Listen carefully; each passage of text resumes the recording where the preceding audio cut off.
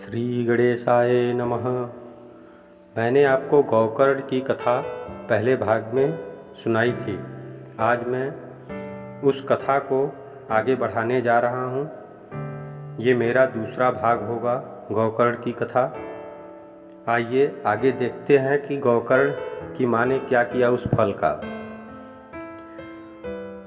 ब्राह्मण की पत्नी ने मन में ऐसे ही तरह तरह के कुतर्क उठाने से उसने वह फल नहीं खाया, और जब उसके पति ने पूछा फल खा लिया, तब उसने कह दिया हाँ खा लिया। एक दिन उसकी बहन अपने आप ही उसके घर आई। तब उसने अपनी बहन से सारा वृत्तांत सुनाकर कहा कि मेरे मन में इसकी बड़ी चिंता है। मैं इस दुख के कारण दिनों दिन दुबली हो रही हूँ। बहन ने पूछा, बहन क्या बात है? मेरे पेट में बच्चा है। उस ब्राह्मण की पत्नी ने कहा कि मेरे पेट में बच्चा है, प्रसव होने पर वह बालक मैं तुझे दे दूंगी। तब तक तू गर्भवती के समान घर में गुप्त रूप से सुख से रह। तू मेरे पति को कुछ धन दे देगी तो वे तुझे अपना बालक दे देंगे। उसकी बहन ने ये कहा, हम ऐसी ही युक्ति करेंगे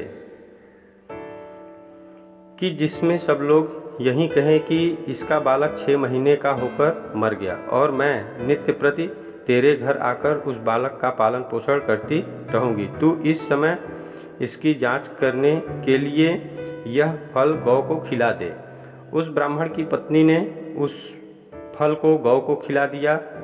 इसके तत्पश्चात समयानुसार जब उस स्त्री के पुत्र हुआ, तब उसके पिता ने चुपचाप लाकर उसे धुंधुली को दे दिया, और उसने आत्मदेव को सूचना दी कि मेरे सुखपूर्वक बालक हो गया है।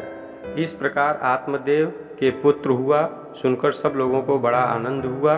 ब्राह्मण ने उसका जात कर्म संस्कार करके ब्राह्मणों को दान दिया, और उसके द्वारा गाना बजाना तथा उसके अनेकों प्रकार के मांगलिक कृत्य होने लगे। धुंधुली और उसकी बहन बहुत खुश हुए। धुंधुली अपने पति से बोली, मेरे स्तनों में दूध ही नहीं आ रहा है, फिर गौ आदि किसी अन्य जीव के दूध से मैं इस बालक को किस प्रकार पालन पोषण करूंगी।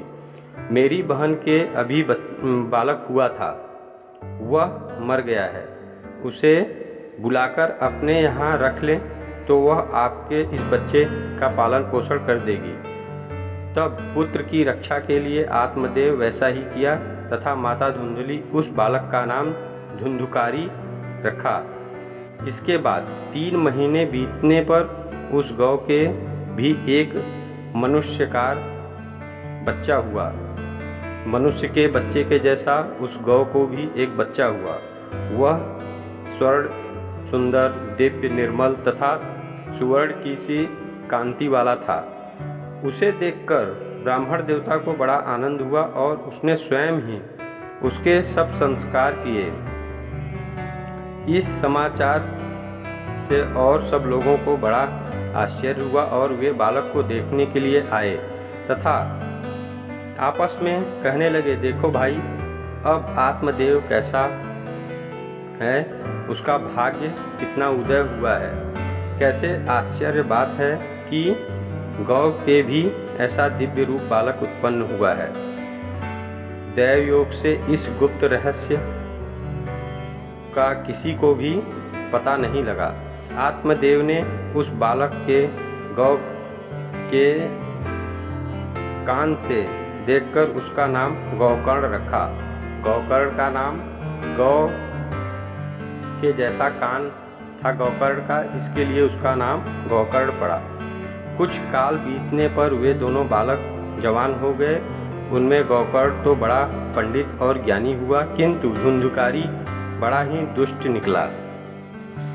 इस प्रकार धुंधकारी जो था वह एक राक्षस बन गया और गौकर्ण जो थे वो एक बुद्धिमान और तेजस्वी ब्राह्मण पंडित बन गए। इस प्रकार उन्होंने गौकर्ण ने अपने पिता को ज्ञान प्राप्त किया और वे भी अपने सत्कर्म में लग गए और उनको भी स्वर्ग की प्राप्ति हुई। आज की कथा गौकर्ण पे जो था वो समाप्त हुआ।